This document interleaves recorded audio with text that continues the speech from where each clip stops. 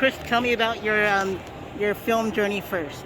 I mean, my film journey is perpetual and lifelong. I was a little boy and I discovered the band Kiss at the age of 3, and Gene Simmons, my first monster. And then I went to a wax museum called the House of Frankenstein in Niagara Falls, and it terrified me. But then I became really fascinated about why it terrified me and the illusion of horror and the illusion of monsters, but also dealing with real life problems at the time, and using comic books and horror films to sort of work out some of those anxieties about just being among the living.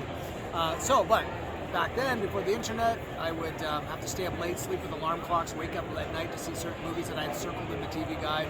My education was self-taught. My mission was to learn about every horror movie ever made, and I pretty much did that, and I do know that. I'm a walking, talking encyclopedia. I used to collect Fangoria magazines. Flash forward many years later, I was chosen as the 3rd editor in history of Fangoria, which I ran for about 5 or 6 years. Started my own magazine with Charles Band out in LA called Delirium, and then I took over helped running the entire Full Moon empire out there, which is insane. Still do. I'm an author. I'm a filmmaker. I've made 11 feature films, really experimental, arty, weird female vampire movies. And I'm a musician. I do a little bit of everything, but all of it is sort of centered around my love of cinema, specifically strange cinema. Yeah. Awesome. And speaking of your film, Full Moon, tell me your favorite stories about Full Moon. Well, when I was a kid, we in the video stores we'd collect the Full Moon posters. That's what always struck me about the movies. I was always okay with them. In the 90s, I was into more European shit, weirder stuff. The Full Moon stuff was fun, but it wasn't my favorite and stuff. I liked Charles Band's previous company, Empire Pictures, a little more. I liked Reanimator, From Beyond, Ghoulies, Dolls. Those were my movies. Parasite. So when I became professionally involved in the industry through Fangoria and making movies and my own TV show on MTV and blah, blah, blah, I met Charlie at a convention, and he took me out for dinner. He said, dude, let's just go talk about movies. And we stayed together all night at this restaurant. And I said, Charlie, we should start our own magazine. He said, after like 3 bottles of wine. And he said, that's a great idea. We both went our separate ways. He went back to LA, I'm in Toronto, I went home. 2 days later, he calls me up and says, what are we gonna call our magazine, dude? So that was my entry into working with Full Moon, was creating Charles Band's magazine. I quit Fangoria, started that, and then slowly but surely, I don't know how it happened, somehow I ended up becoming one of the operators at Full Moon, producing movies, directing films, also overseeing the entire operation of the channels and the home video line, and the merch, and all that crazy stuff. It's like a circus. It's like a little kid saying, I'm gonna run away and join the circus. I kind of did that. So, yeah, Full Moon is like, you're asking me for one specific story? Impossible. There's hundreds. Every day there's another story, right? So, yeah, Full Moon, crazy. Indeed, I love it. And tell me your favorite articles or something that your favorite part of working at Fangoria, and then we'll talk about your next magazine too. Yeah, Fangoria, I mean, again, when I was a kid, that was my Bible. Especially being in Toronto, there was no horror culture, and movies like Dawn of the Dead, guys like Tom Savini, and American Werewolf in London, Rick Baker, these were all my gods. And to me, they didn't even exist in the real world. They were larger than life. And, taking Fangoria's, they used to be, Fangoria in Canada, it used to be in Ontario, was up in the porn racks. So I used to have to climb up to the porn rack. Forget all the porn, I don't care about that. I want to see the screen grades and hold the big posters and seeing pictures of My Bloody Valentine and David Cronenberg's The Dead Zone and having my mind melted. I never thought in a million years I'd have anything to do with that world, but I just stuck to my guns. Writing for magazine called Rue Morgue, and moving and shaking, and then I started writing for Fangoria, and then one day they called me up and said, we want you to run the company, which is kind of an insane story, but it promises it's all true. I mean, I have so many stories about running Fangoria and being part of that world, and how many doors it opened for me, and good stories, bad stories, but I think my favorite one of all time is when I got a call from Nicolas Cage, who was a big fan. And he wanted me to come to his house, but his house was in the Bahamas. So he wanted me to come to his house for lunch. I said, okay, I got on a plane.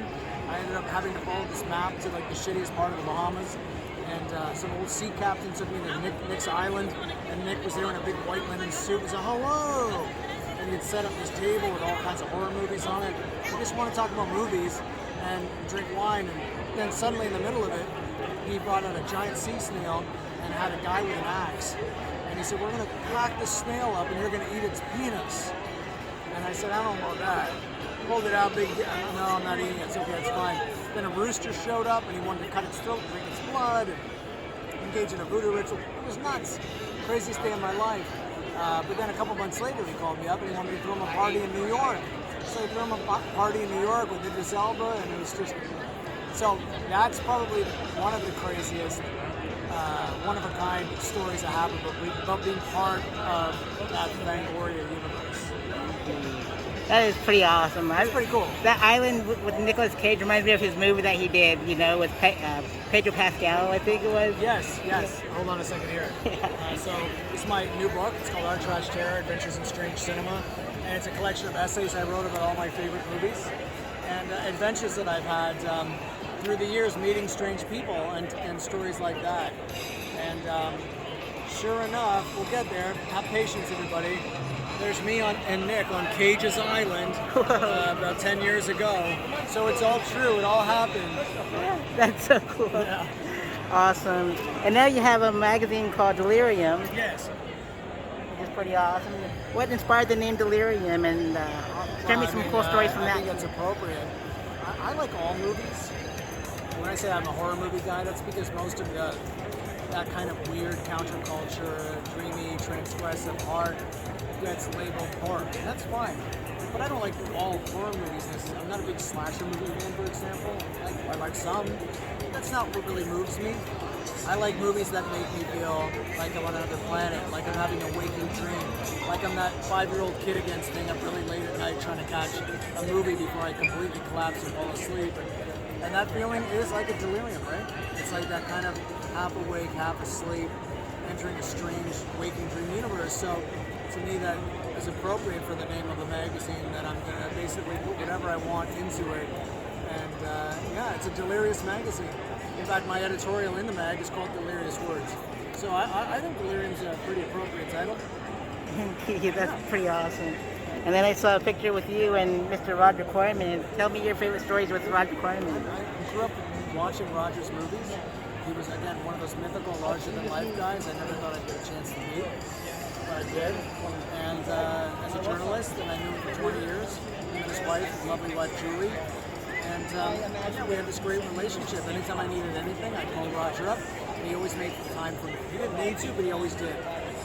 One of the most, not only the most important, I think probably the single most important independent filmmaker in history.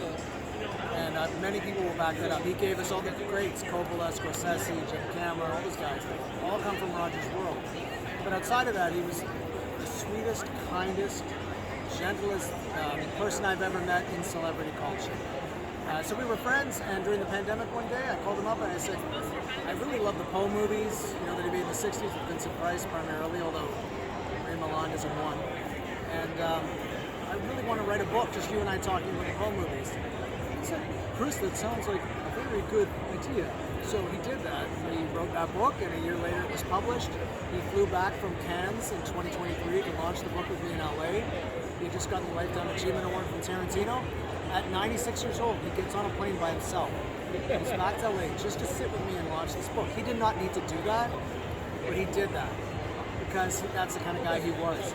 And sadly, we lost him a few months after that, but I had that amazing capper to our 20-year relationship, the result of which is that encounter, but also the book itself. So the book is kind of my tribute to not just one of the great masters, but also a great friend. Awesome. That was beautiful there, Chris. There was, and there's like Corman and Poe and... Yeah, there's me and Roger. Right after the book launch together in Burbank at the Smokehouse. Awesome. I love Burbank. Like, I used to go to Dark Delicacies all the time. I know, that's where we launched that together in Dark Dells. I actually was there in January launching that, now they're closed. Yep. Yeah. But I love Del and Sue, they're fantastic. Oh, Del and Sue, yeah. They made a documentary about Del and Sue. Oh, really? I don't, some people are like, can we keep Dark Delicacies going? It's like, well, not without Del and Sue. Yeah, not without them. They them. were Dark Delicacies. Big time. No, it's sad that it's gone. Indeed. I went to so many countless signings there, and I know. It was just beautiful. I know. Awesome, Chris. Well, I will let you get back to working. I got your contact info, so I will send that to you as soon as I put it on YouTube and on my publication too. Sounds great. So, Hey everyone, I'm Chris Alexander, and I want you to check out my interview, my exclusive interview, only at cuties.com.